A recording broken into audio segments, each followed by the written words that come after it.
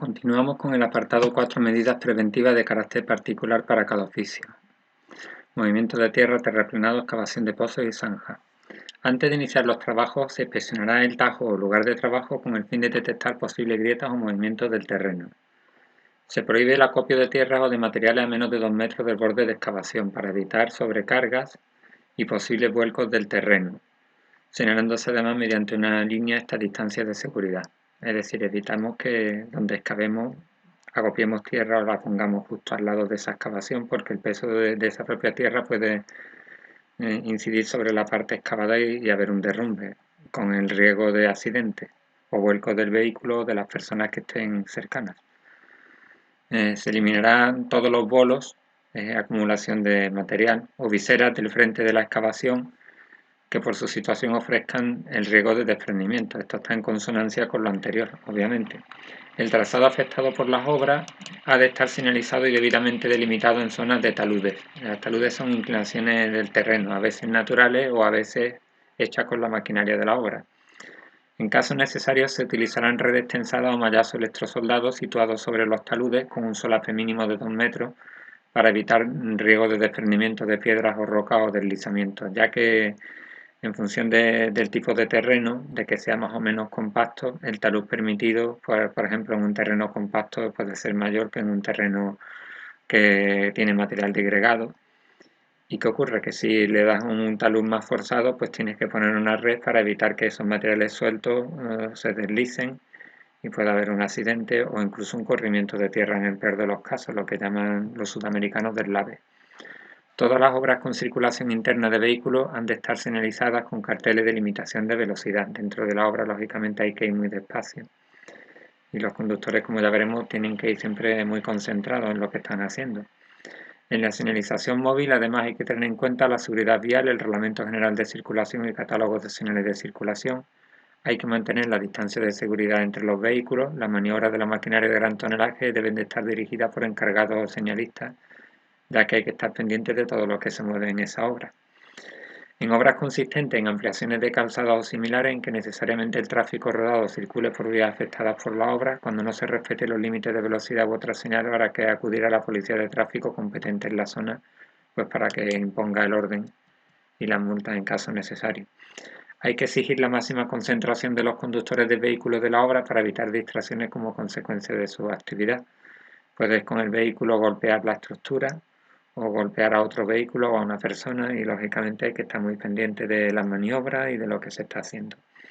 En obras nocturnas, dotar a las maquinarias a las zonas de trabajo de la iluminación necesaria.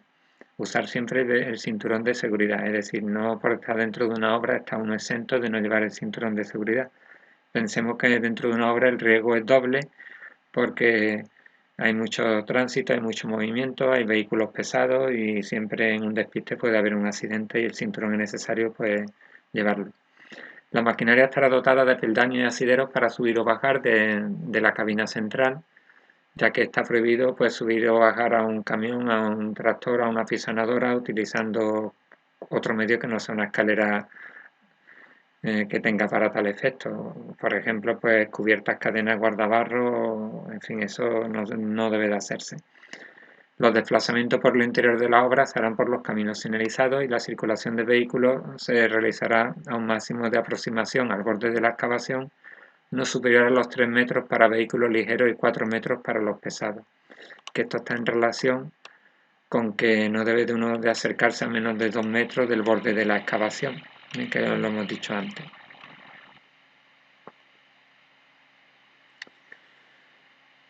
Se conservarán los caminos de circulación interna cubriendo baches, eliminando blandones, compactando mediante zahorra. Casos de existir ocupación de la vía pública, se cumplirá el manual de señalización urbana de obras de la localidad en cuestión. Por ejemplo, yo tengo abierto aquí el del Ayuntamiento de Bilbao, que prescribe cuándo se ha de cortar una calle, cuándo se ha de ocupar parcialmente un carril o una esquina de un cruce, cuáles son las medidas de señalización pertinentes, señales de limitación de velocidad, de peligro de aviso de obra, las que prescriben cuando ya ha salido de la zona de obra, incluso regulación semafórica que se pudiera poner para tal efecto, y luego todo cubierto con vallas y los sistemas de protección necesarios de distintos colores que te avisen claramente de la zona de peligro. Y así pues, según el tipo de ocupación de la vía pública o de una acera, pues se prescriben los elementos necesarios de protección y de aviso. ¿Vale? Bien, pues seguimos. Bueno, y si no hay manual de señalización en ese ayuntamiento, pues si no lo hay, podemos tomar, por ejemplo, por defecto el de Bilbao, a modo de saber lo que debería de hacerse. El acceso y salida de pozos y zanjas se efectuará mediante una escalera sólida anclada en la parte superior del pozo que estará provista de zapatas antideslizantes. Significa que la escalera, los escalones de esa escalera tienen que ser antideslizantes para evitar el riesgo de caída al resbalarse. Cuando la profundidad del pozo sea superior a 1,5 metros, se intibará o encamisará el perímetro en prevención de derrumbamiento. Yo he puesto aquí un enlace a una web de ingeniería civil que se llama La Cueva del Ingeniero Civil, donde se describen cuáles son los tipos de intibaciones necesarias según la excavación que se haya realizado. Y esta foto procede de esa web.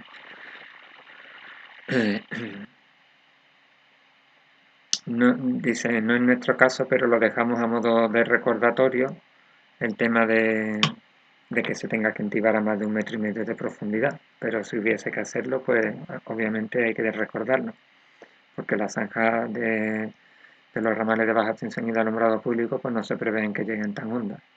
Se efectuará la chica inmediato de aguas que afloren o caigan en el interior de la zanja para evitar que se altere la estabilidad de los taludes, porque si no el terreno se ablanda y puede derrumbarse y el trabajo realizado no te sirve para nada y tienes que volver a excavar o en fin.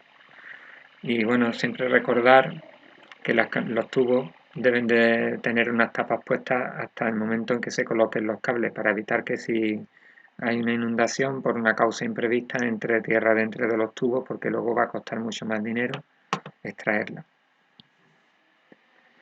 Se prohíbe la utilización de cualquier calzado que no sea aislante de electricidad en la proximidad con la línea eléctrica. En cuanto al relleno de tierra, se prohíbe el transporte de la persona fuera de la cabina de la conducción y o en número superior al de asientos, eso es lógico, ¿no? Igual que en los vehículos normales. Se regarán periódicamente los tajos, dice las cargas y cajas del camión para evitar las polvaredas, especialmente si se debe de conducir por vías públicas, calles y carreteras. Pues el camión debe de salir de la obra sin arrastrar barro en las ruedas, porque luego eso puede ocasionar accidentes y va dejando ese barro por los carriles de circulación donde van los vehículos normales, ¿no? Se instalará en el borde de los terraplenes de vertido sólido de tope de delimitación del recorrido para el vertido en retroceso. Se prohíbe la permanencia de personas en un radio no inferior a 5 metros en torno a la maquinaria de las obras, compactadoras, apisonadoras en funcionamiento. Y los vehículos de compactación apisonados deberán ir provistos de cabinas de seguridad para proteger en caso de vuelco. Bien, pues dejamos aquí el video tutorial y seguimos en el siguiente para no exceder de la longitud. Mucho ánimo y un saludo.